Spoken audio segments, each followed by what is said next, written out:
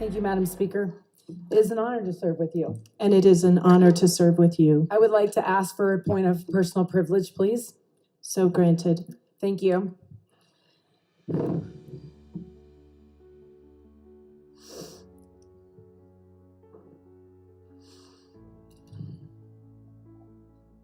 I told Regina I wasn't going to cry. Sorry.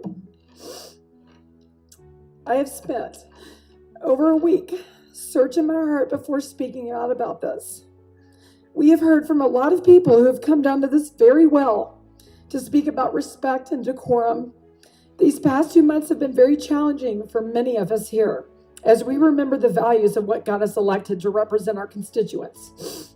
I ran with a mission, goal, and worldview to put Christ first and to be an example of that leadership, and I won in my district. And I realized that my Christian worldview is very challenging to many of you here. I was met with glaring eyes many times from many of you. I feel like I've been asked to change my worldview to accommodate yours, and I feel like that is disrespectful and also intolerant. We all have a story. We all have tragedies and challenges that shaped us and our view of the world. My story shaped me into becoming the Christian woman that I am. An overwhelming belief in God above,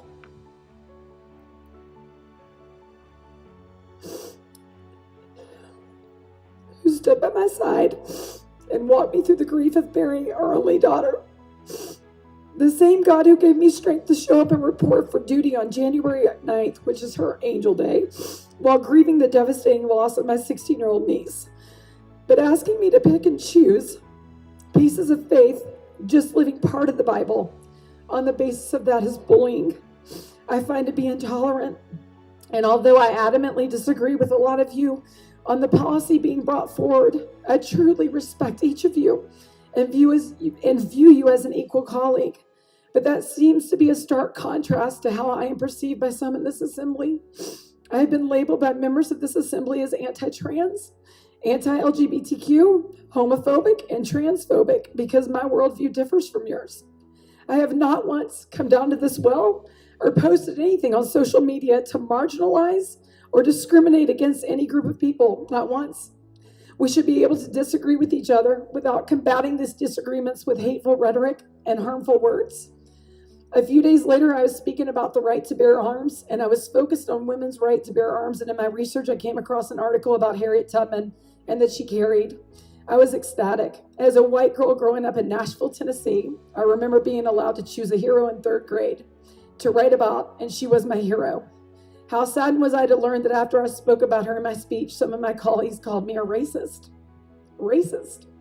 That a white girl from Tennessee found solace and mentorship in a black woman. How sad that I am not allowed to have a black mentor. And yet we talk about respect and decorum. One of my colleagues said it would have looked better if I brought a black representative with me to the well. The 5 women in the Republican Party have been excluded from the Women's Caucus. And when I asked about that, I was told that it's the Democrat Women's Caucus. Okay, perfect. And then when the Equal Rights Amendment resolution was presented to the floor, the 5 Republican women were excluded from input on that resolution, a resolution regarding the equal rights for women, and 5 of us were excluded. Madam Speaker, you just gave each of us accolades for the respectful dialogue that we've had for the past 2 days. And then yesterday, 2 reps came down to the well to discuss respect and decorum again. And that very same night, someone tweeted horrible things about my caucus. So I have to ask, does respect and decorum just exclude us? I would ask each of you to think about that and how hypocritical it is to speak of diversity while vilifying or belittling differing opinions, to exalt inclusion while deliberately excluding your peers. I hope we can all think about that over the rest of this weekend. Thank you.